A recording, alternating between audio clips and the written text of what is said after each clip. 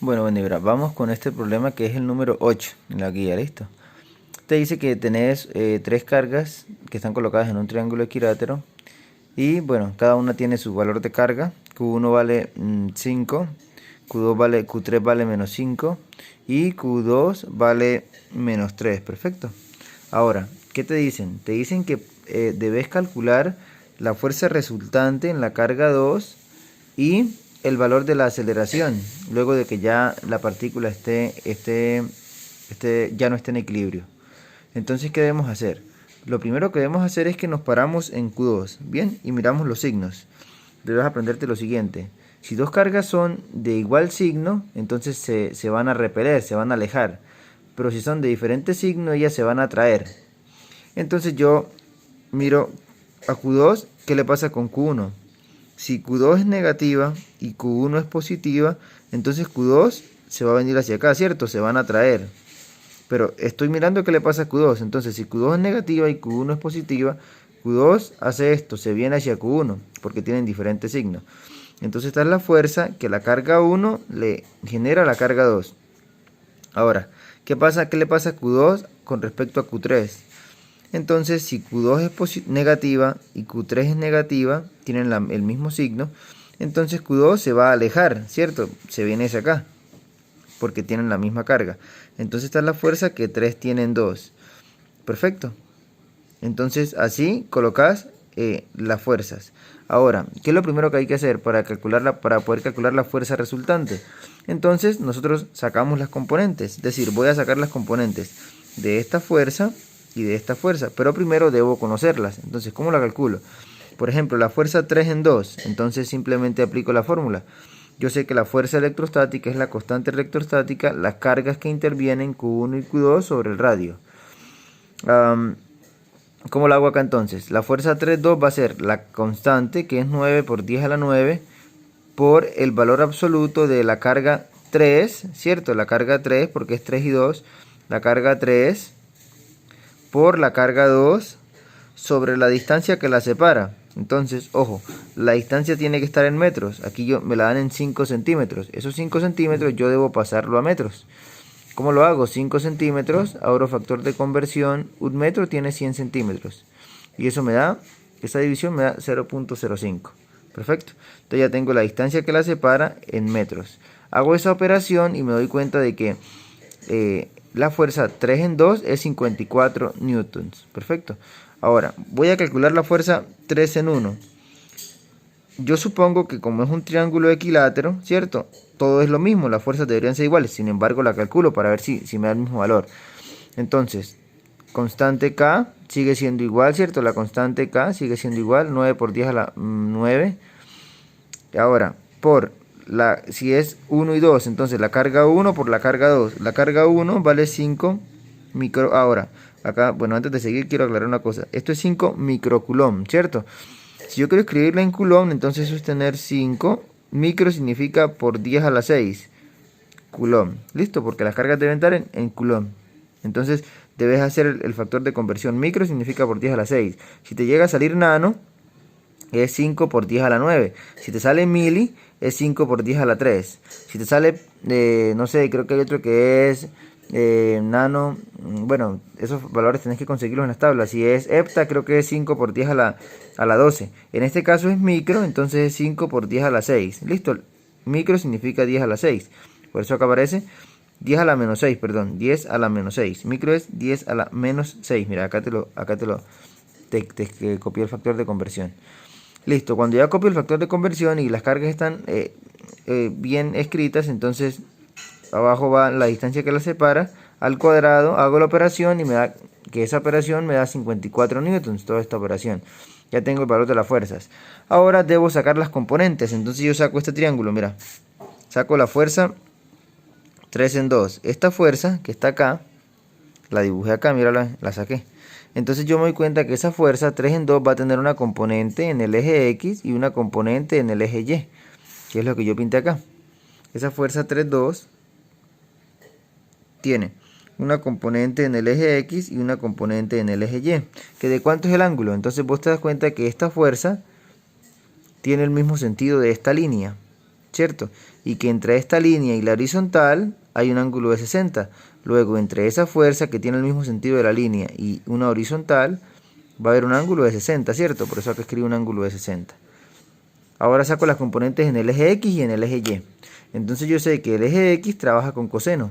Coseno de 60 es igual al lado adyacente, que va a ser F3,2 en X, sobre la hipotenusa, que es F3,2, ¿cierto? Despejo F3,2X. Entonces esta que está dividiendo la paso a multiplicar. Y entonces me queda esta formulita matemática. Reemplazo.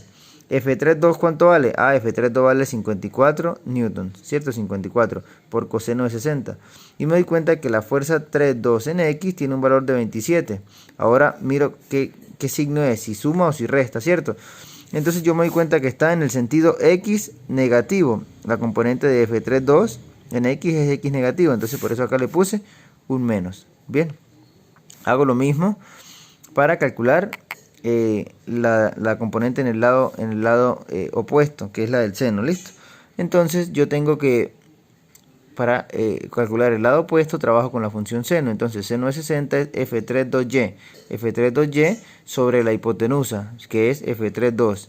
Despejo a F3,2y y reemplazo. Entonces 54 por seno de 60 y me da que eso es 46,76. Y como va hacia arriba, entonces yo puedo darme cuenta de que es positiva, entonces por eso le pongo un signo más. Hago exactamente lo mismo con la fuerza 1,2, Entonces le saco las componentes en X y en Y, ¿cierto? En X y en Y. En X y en Y, ¿cierto? En X y en Y. Ahora, este ángulo, ¿por qué es de 60? Entonces yo miro acá el dibujo y yo me doy cuenta de que si este ángulo interior es de 60 entre esta línea y la horizontal. Entonces, entre esta línea y la horizontal se forma un ángulo de 60, ¿cierto? Ángulos internos y externos. Ya tengo el ángulo de 60. Entonces tengo la fuerza 1,2, tengo la componente de esa fuerza en X y en Y. Lo mismo, para el lado opuesto trabajo con seno, para el lado adyacente con coseno. Y entonces despejo las fórmulas y obtengo sus valores. Y los signos, ya sé que en Y va hacia abajo, es negativa, y en X va hacia la izquierda, es negativa. Ahora, ¿qué hago? Ahora calculo las resultantes. Entonces en X, ¿qué fuerzas tengo yo en X? Entonces en X tengo la componente de 3,2 en X y la componente de 1,2 en X. Entonces simplemente yo hago la suma. Entonces en X tengo, y en Y también tengo componente, ¿cierto? Que es la F3,2Y y la F1,2Y. Entonces la sumo. Entonces en X, ¿qué tengo? La F3,2X, ¿cuánto me dio la F3,2X? Me dio menos 27. Más la F1,2, que me dio ¿cuánto? La F1,2 en X, que me dio menos 27 también. Entonces obtengo que en X va a tener un valor total de menos 54. Ahora en Y, hago lo mismo. ¿Qué pasa en Y? En Y, ¿cuánto tengo? En 3,2, en Y tengo 46 positivo. Más la de 1,2 en Y, que es menos 46. Entonces me da 0. Mira, porque en Y tengo estas. Tengo la componente de 3,2 en Y, que va hacia arriba, y la componente de 1,2 que va hacia abajo, ¿cierto? Entonces se van a restar. Como tienen el mismo valor, te da 0. Perfecto. Entonces eso fue lo que hice acá. Entonces luego de que saco las componentes, las sumo para obtener un valor total. Entonces me queda que la fuerza resultante en 2 es menos 54 en X y 0 en Y. Entonces lo escribo en forma vectorial, ¿cierto? Menos 54 en Y más 0 en J.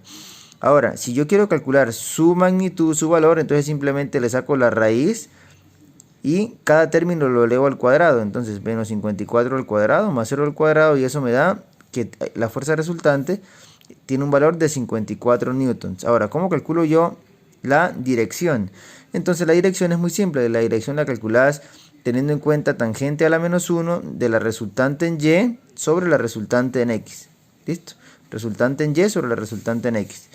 Y te vas a dar cuenta que ese ángulo te da 0. O sea que está a lo largo del eje X. Si el ángulo es 0, está a lo largo del eje X, ¿cierto? No tiene ángulo.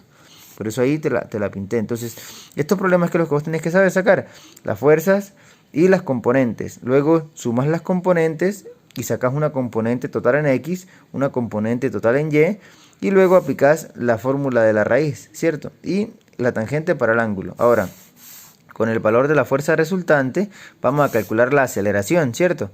¿Por qué? Porque yo sé que fuerza es igual a masa por aceleración.